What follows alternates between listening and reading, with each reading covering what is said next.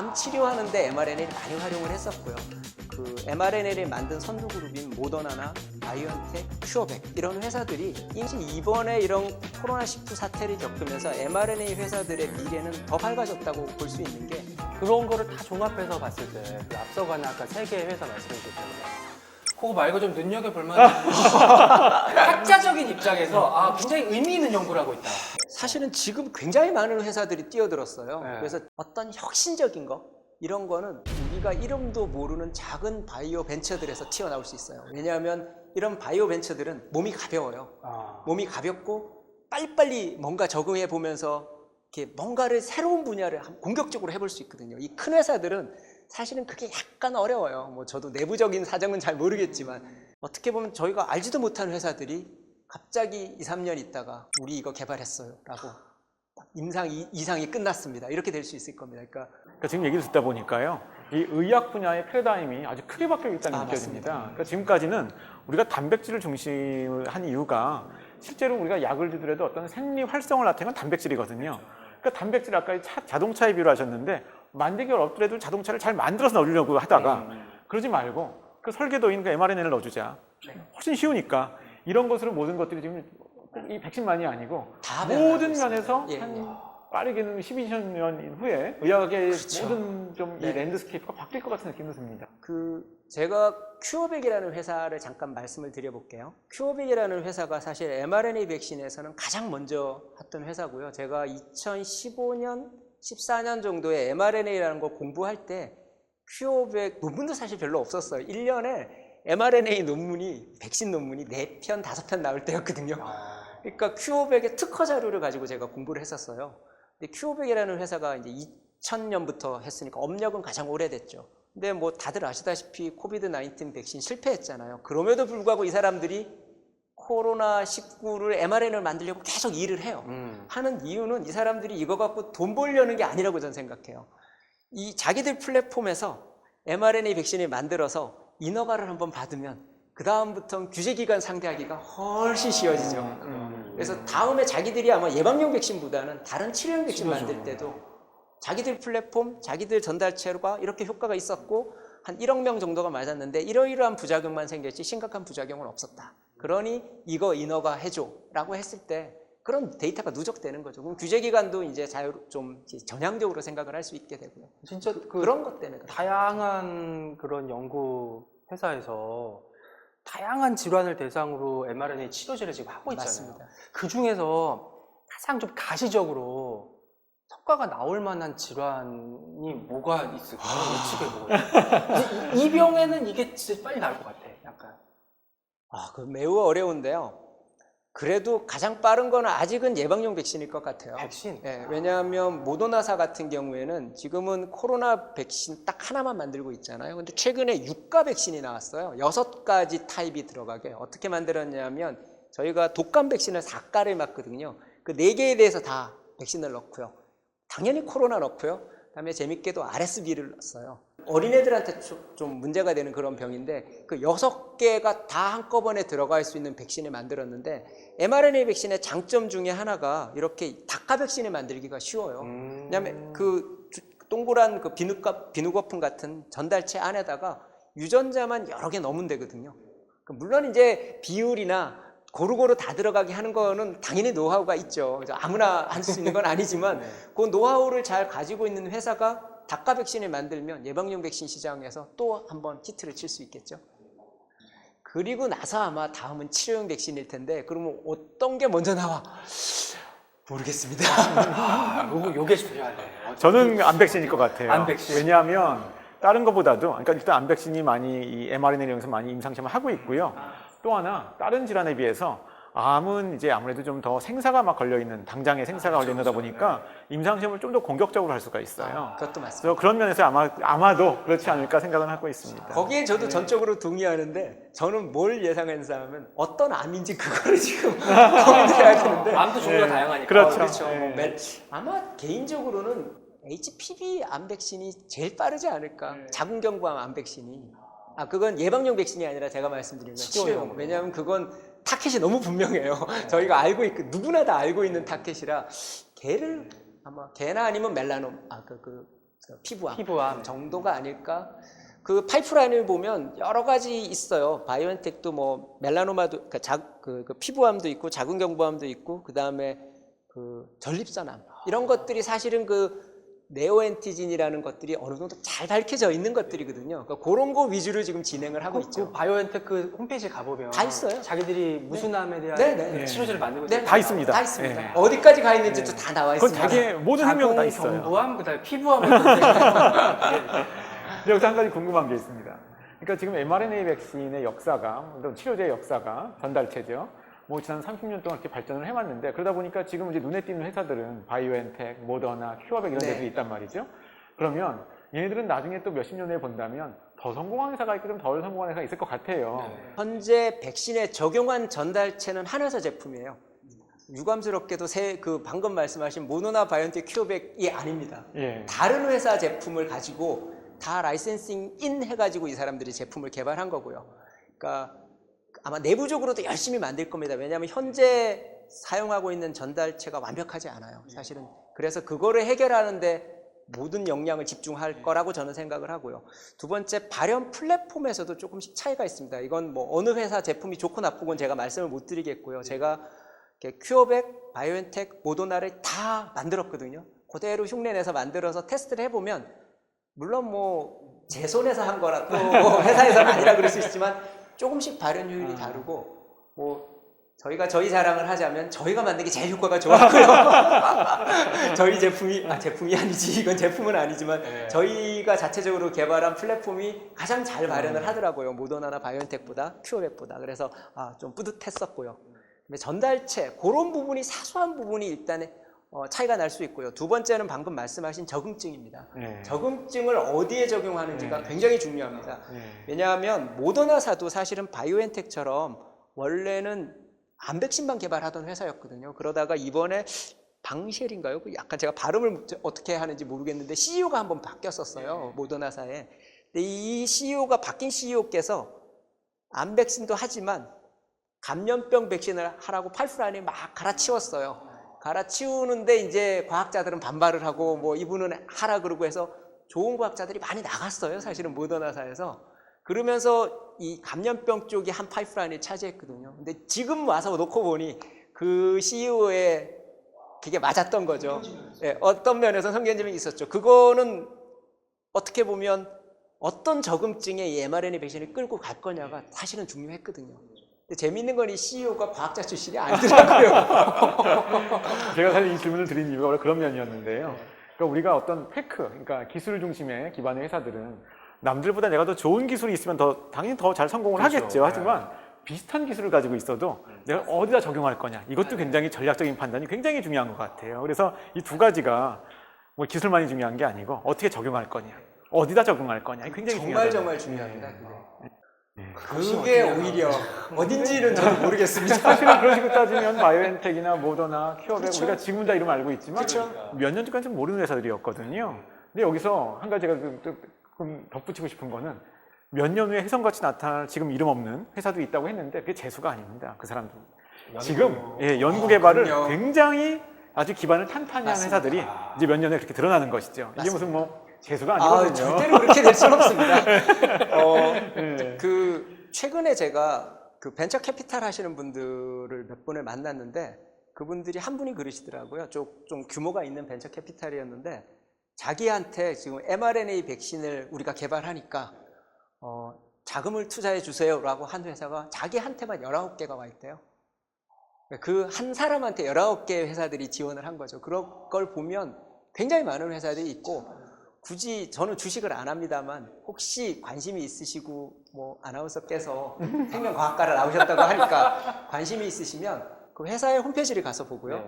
그 CEO가 mRNA, CEO든 CTO든 간에 그 사람이 백신이나 RNA 쪽을 꾸준히 연구한 사람인지 아닌지를 보시는 게 되게 중요합니다. 아까 남 교수님 그 표현을 한 단어로 업력이라는 걸 썼어요. 맞습니다. 최소한 그런 기반이 있어야 되지. 그게 아니면 약간 사기의 냄새가 좀 나죠.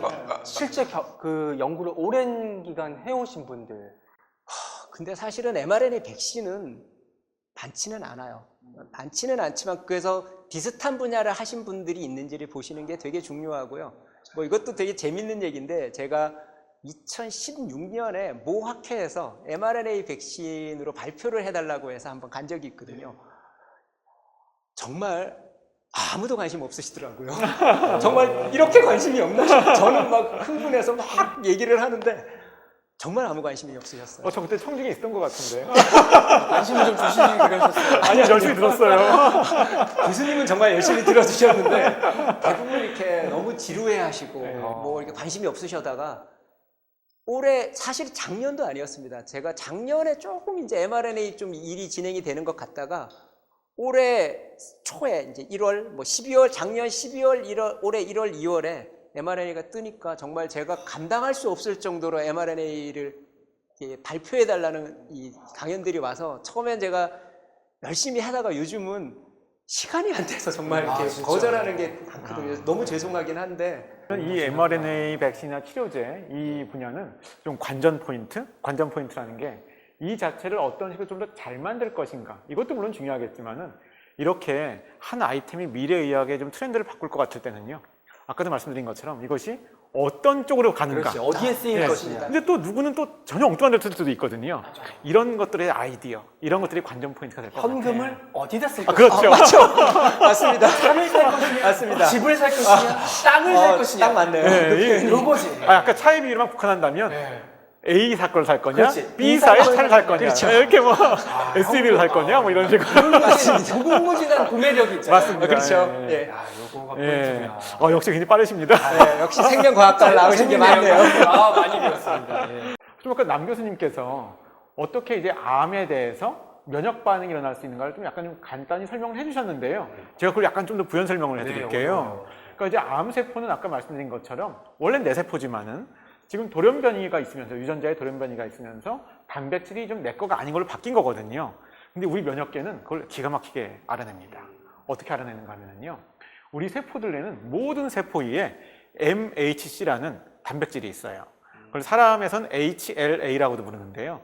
저는 쉽게 강의할 때 이거를 깃발 단백질이라고 그래요. 이게 딱 표시를 네, 이제 네, 표시를 네, 가지고 네. 있습니다. 근데 가지고 있는데 여기 이렇게 홈이 있어요. 밥상처럼 있는데 여기에 항상 평소에는 자기 단백질의 조각이 여기 올라가 있어요. 이게 붙는 거예요. 예, 그러니까 내 세포 안에 있는 단백질의 조각을 여기다 올려놓는데 여기에 평소에는 정상이니까 내 거가 올라가 있는 거죠. 근데 돌연변이가 되잖아요. 그럼 돌연변이가 된 게 그게 올라가 있습니다. 표시가 되는 거예요. 예, 그러면 이제 제가 표현할 때 어떻게 하냐면은 난 여기 지금 이런 게 있어 라고 지금 면역세포들한테 계속 깃발을 흔들고 있는 거예요. 그러면 T세포라고 하는 면역세포가 있는데 이게 다른 이름이 킬러 T세포입니다. 네. 킬러 T세포. 남을 죽이는 세포인 거죠. 네. 예. 이렇게 된 애를 이제 네. 가서 여기에 내게 있으면 안 죽입니다. 다른 표식이 있는 애를 그렇죠. 저격한다. 예, 돌연변이가 있는 그 단백질에서 나온 펩타이드 조각이 여기 있으면 그때 죽입니다. 똑똑하다. 예, 그래서 아까 말씀하신 뭐 신생항원이 말씀드렸는데요. 돌연변이가 됐을 때 그 암에 있는 돌연변이의 그 단백질 조각, 돌연변이 조각, 그것이 여기 올라가 있다. 그럼 이것을 신생항원이라고 부르는 겁니다. 암에서 새롭게 생긴 항원. 예, 그래서 이것을 이제 킬러 T세포가 딱 인식해서 잡아가지고 없앤다. 그렇죠. 킬러 T세포는 그래서 정상 세포는 안 죽여요. 굉장히 선택을 잘하죠. 그걸 이용해서 이제 암세포만 표적해서 죽이는. 걔가 간혹 정상세포를 죽이면 자가면역 질환이 되는 겁니다. 그게 잠깐만요. 뭐 그래서 넓은 이제 범위긴 하지만. 이 과정을 이제 잘 이르게 하기 위해서 우리가 암 백신을 쓰는 것이죠. 이해가 쏙쏙 되네요. 제가 제일 관심 있어 하는 건 사실은 그 유전자 편집에 쓰는 거, 그 다음에 항체 만들어내는 거, 그 다음에 그 또 하나가 아주 최근에 어제 본 논문인데요. 사실은 어제 본 논문 중에 하나가 그 RNA를 전달하는 전달체도 면역 증강 효과가 있다라는 게 있었어요. 그래서 그 RNA를 안 넣고 단백질을 넣었는데 면역 증강 효과가 굉장히 잘 나오더라고요. 사실은 그런 걸 보면 RNA 자체가 면역 증강하는 효과도 있거든요. 그래서 그런 거와 관련된 문헌들도 꽤 나와 있습니다. 그건 아까 역사랑 보기에는 약간 역설적이긴 하네요. 네. 그러니까 아까 RNA가 원래 가지는 선천 면역방을 너무 강하게 일으키는 거가 좀 방해가 되니까 그걸 좀 줄이는 식으로 이제 개발의 역사에 중요했었는데 지금은 또 적당히 그 맞습니다. 반응을 좀 남겨놔서 네, 적당히 네, 살려놔서 맞습니다. 그걸 좀 이용하고자 하는 뭐 그런 것 같습니다. 그러니까 저희가 네. 연구한 것 중에 재밌는 게 그 RNA를 여러 타입이 있잖아요, RNA도. 근데 어떤 특정 타입을 쓰면 저희가 기존에 쓰는 백신에 얘를 섞어줘요. 섞어주면 기존에 쓰는 백신의 효과가 훨씬 증가하죠. 그러니까 아까랑 mRNA 백신하고는 좀 반대되는 개념입니다. 그러니까 가리코 박사나 와이즈만 박사는 RNA가 선천면역을 유도 안 하도록 계속 억제를 하는 시스템을 만들었는데 저희는 오히려 그걸 조금 부추기는 RNA를 만들었죠. 그러다 보면 저희가 기존에 쓰고 있는 여러 백신에 면역 증강제로 얘를 쓸 수 있거든요. 그런 연구도 그건 저희 연구실에서 했습니다. 좋은 연구도 많이 했고요. 그건 자랑질입니다. 이것도 나중에 좀 쓰실지 몰라서 말씀을 드리는데요. 네네. 지금 면역 반응을 오늘 하다 보니까 면역 반응이 두 가지가 약간 좀 혼선 있게 쓰인 것도 있는 것 같아요. 하나는 선천 면역 반응이라고 그래가지고 약간 좀 염증 같은 거랑 관련 있는 그런 면역 반응이고요. 우리가 지금 코로나19 백신 같은 경우에서 우리가 유도하고자 하는 것들은 우리가 후천 면역 반응이라고 해가지고요. 그리고 항체나 네. 아까 뭐 그 킬러 T세. T세포 네. 이런 것들 면역 반응 종류가 다양한데 백신에서 주로 우리가 좀 원하는 면역 반응은 후천 면역 반응이다. 이제 이렇게. 근데 사실 두 개가 그 선천 면역과 후천 면역이 또 분리되어 있는 건 아니고요. 선천 면역이 잘 일어나면 후천 면역도 잘 일어나고요. 뭐 역설적으로 어떤 논문은 후천 면역이 또 선천 면역에 관여된다는 논문도 있고요. 사실 제가 학생들한테 항상 얘기하는 게 뭐 선천 면역, 후천 면역 이렇게 나누는 건 인간이 나눈 거지 면역 세포가 나눈 건 아니라 서로 다 연결되어 있다. 그런 얘기를 좀 하죠. 시험 내려고 너희들 고생시키려고 이렇게 나누는 거다라고 얘기를 합니다. mRNA 백신 그러니까 심근염을 mRNA 백신이 심근염을 유도한다는 여러 가지 얘기가 있고요. 사실은 심근염을 유도합니다. 그리고 일반 백신도 사실은 심근염을 간혹 유도하긴 하나 그런 일반 백신보다는 mRNA 백신이 유도하는 심근염의 확률이 훨씬 높아요.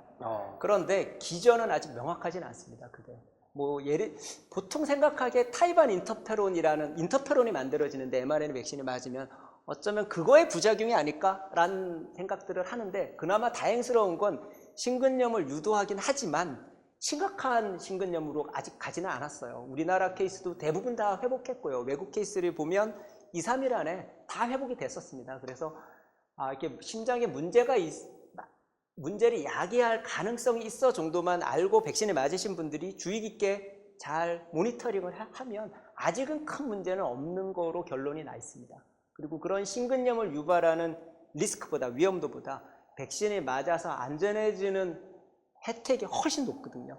그러니까 백신을 맞으시는 게 훨씬 근데 유리합니다. 비단 백신에만 국한된 게 아니라 mRNA를 이용하는 다른 치료제나 뭐 이런 것들도 항상 그럼 심근염의 부작용의 위험성을 가져갈 수 있는 건가요? 있죠. 있어서 지금 저를 포함한 많은 과학자들이 mRNA 백신이 일으키는 독성 부분이 어떤 게 있는지 기전을 찾고 있습니다. 그래서 mRNA가 사실은 지금 제품이 나왔기 때문에 모든 걸 다 알고 있다라고 생각하기 쉬우시나 실제로 안 알려진 게 훨씬 많습니다. 그래서 저희 같은 과학자들이 먹고 살 길이 그만큼 많은 거죠. 그렇군요. 네, 뭐 mRNA 치료제, mRNA 백신의 무궁무진한 세계에 대해서 아주 쉽게 설명을 해주셔서 저도 이해가 쏙쏙 좀 잘 됐는데요. 교수님 마지막으로 남기실 말씀 있으시다면. mRNA 백신이 이렇게 갑자기 여러분들 앞에 탁 등장을 해서 어느 날 갑자기 나온 거라고 오해하기 쉬우신데요. 사실 mRNA 백신을 만들기 위해서는 굉장히 많은 과학자들의 노력이 있었고요. 전 그 이름이 익히 알려져 있는 뭐 바이오엔텍의 사인 박사나 가리코 박사, 그다음에 뭐 와이즈만 박사, 뭐 등등등 이런 분들보다는 그 밑에서 일했던 수많은 포스트닥과 박사과정 학생들에 대한 어떤 노고를 칭찬해주고 싶고요. 그분들이 하나하나 쌓아서 저같이 별 볼 일 없는 과학자가 조금만 발견을 하면 그게 쌓여서 mRNA 백신이라는 게 된 거거든요. 그리고 그런 분들이 그런 많은 일들을 하기 위해서는 정부나 회사나 그리고 국민들이 지지를 해주셔야 정부나 회사에서 돈을 줍니다. 그래서 우리 같은 과학자들이 연구를 하기 위해서는 그런 연구비가 차곡차곡 쌓여야 되고 제가 어디 가서 한번 동일한 얘기를 했는데 보건의료나 혹은 이런 기초과학에 투자하는 돈은 국방비하고 비슷합니다. 전쟁 난 다음에 미사일 만들고 있을 수 없잖아요. 우리나라가 많은 사람들이 너희들은 왜 mRNA 백신 못 만들었어? 라고 얘기를 하나 투자를 안 해주셨는데 그게 무슨 소리로 나옵니까? 전쟁이 지금 났는데 갑자기 미사일 만들어내 그러면 못 만들거든요. 그러니까 미리 미사일을 만들 수 있도록 이렇게 좀 국민들의 관심을 해주시고, 국민들 관심이 또 코비드 19 끝나면 금방 사라질 것 같아서 두렵습니다. 사실 꾸준히 관심을 보여주시고, 그러면 저희 같은 과학자들이 또 열심히 일을 해서 mRNA 백신이 아니라 다음에는 전혀 몰랐던 tRNA 백신이 또 나올 수도 있지 않겠습니까? 물론 그렇진 않겠지만 최근엔 tRNA 치료제도 나왔어요. 사실은 있긴 있어요. 이런 우리가 생각하지 못했던 새로운 게 나올 수 있도록 꾸준한 지원과 관심을 부탁드리겠습니다. 아유, 네. 앞으로 교수님의 멋진 연구 저희도 기대하고 응원하는 마음으로 지켜보겠고요. 이제 단계적 일상 회복이 시작이 되면서 연말 연초에 또 많은 모임들을 계획하실 텐데 아직까지는 방심하지 말고 방역 수칙을 잘 지켜야 될 것 같아요. 네, 그럼요. 특히 백신 접종 다 마치셨다고 해가지고요. 네. 아직은 이제 마스크를 벗으면 안 될 것 같습니다. 그렇죠. 굉장히 중요합니다. 예, 방역 수칙 잘 지켜주시고 톡톡 생로병사의 비밀 오늘은 여기서 마치겠습니다. 다음 시간에 더 알찬 내용으로 찾아뵙겠습니다. 고맙습니다. 네, 감사합니다.